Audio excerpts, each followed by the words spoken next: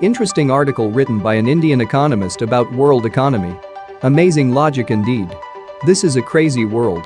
How valid is it? I leave it to you. Japanese save a lot. They do not spend much. Also, Japan exports far more than it imports. Has an annual trade surplus of over 100 billion. Yet Japanese economy is considered weak, even collapsing. Americans spend, save little.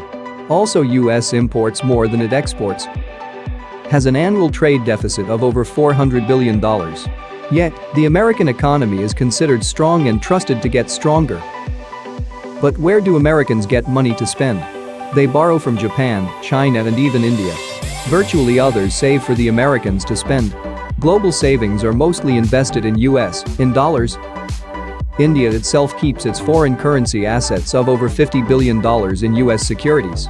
China has sunk over $160 billion in US securities. Japan's stakes in US securities is in trillions.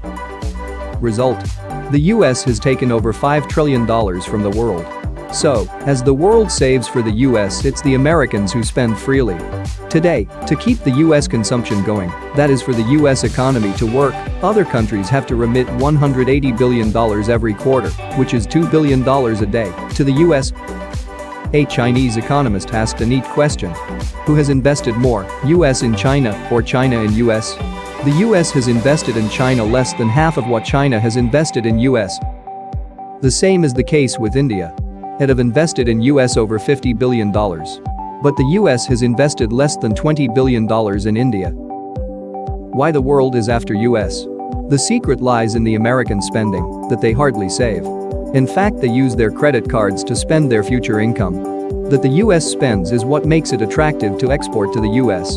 So US imports more than what it exports year after year. The result? The world is dependent on US consumption for its growth. By its deepening culture of consumption, the US has habituated the world to feed on US consumption. But as the US needs money to finance its consumption, the world provides the money. It's like a shopkeeper providing the money to a customer so that the customer keeps buying from the shop. If the customer will not buy, the shop won't have business unless the shopkeeper funds him. The US is like the lucky customer. And the world is like the helpless shopkeeper financier. Who is America's biggest shopkeeper financier? Japan, of course. Yet it's Japan which is regarded as weak. Modern economists complain the Japanese do not spend, so they do not grow.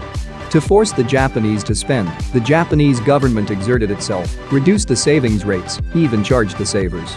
Even then the Japanese did not spend. Habits don't change, even with taxes, do they? Their traditional postal savings alone is over $1.2 trillion. Thus, savings, far from being the strength of Japan, has become its pain. Hence, what is the lesson? That is, a nation cannot grow unless the people spend, not save. Not just spend, but borrow and spend.